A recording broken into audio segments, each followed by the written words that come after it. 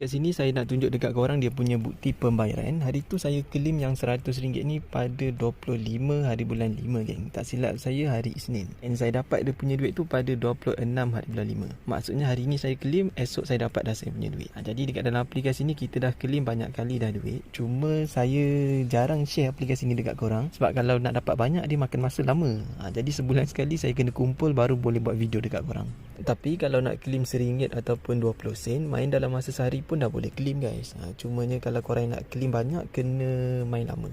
Maksudnya kena invite orang lah.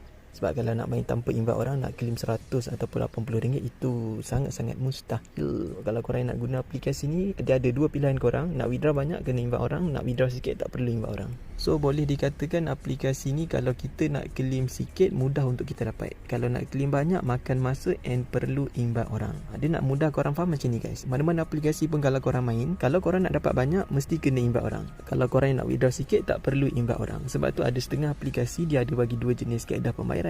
Korang boleh claim contoh macam guna duit hijau dan juga guna coin. Kalau nak dapat banyak, korang main duit hijau, kena invite orang. Kalau korang tak nak dapat banyak, korang nak claim macam 50 sen ke 20 sen ke RM2, nah itu korang boleh claim menggunakan coin. Tapi kalau dekat dalam aplikasi ni pula, dia tak ada dua jenis kaedah pembayaran. Dia cuma ada satu kaedah saja. Maksudnya macam ni guys, kalau korang nak dapatkan duit banyak, korang kena naikkan dia punya peratus withdraw ratio. Kalau ikutkan, saya boleh dapat RM100. Tapi sekarang cuma dapat RM35 saja kalau saya withdraw. Kenapa? Sebab saya masih baru 35%. So kalau saya nak dapatkan RM100, saya kena naikkan 100%.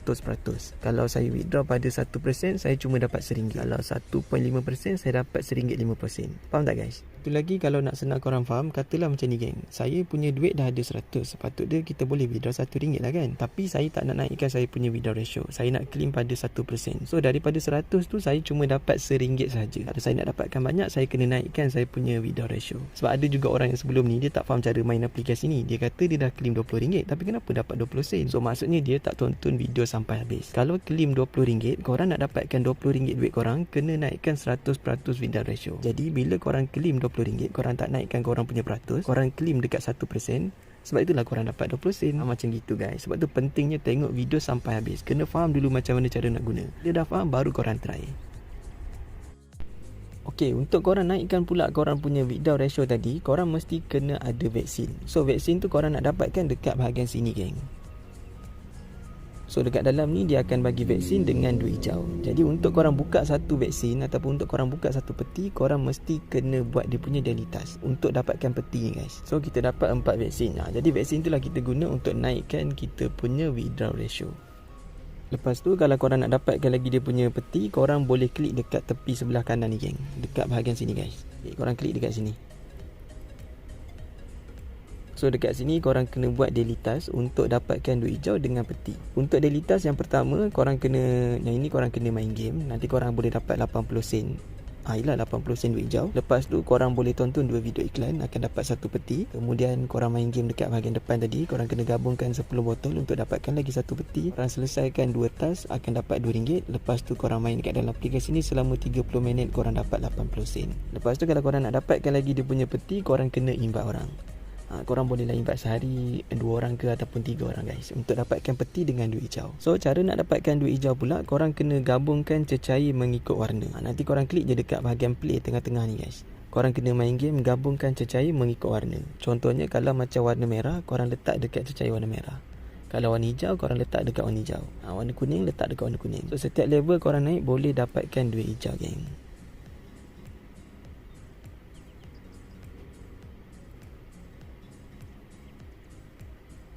Lepas tu kalau korang nak dapatkan lagi korang punya duit hijau, korang boleh main game tadi, korang dapat bintang kan. So bintang tu korang boleh kumpul untuk claim korang punya duit hijau dekat bahagian star reward. Pastikan kalau korang nak main game, kena dapatkan 3 bintang guys.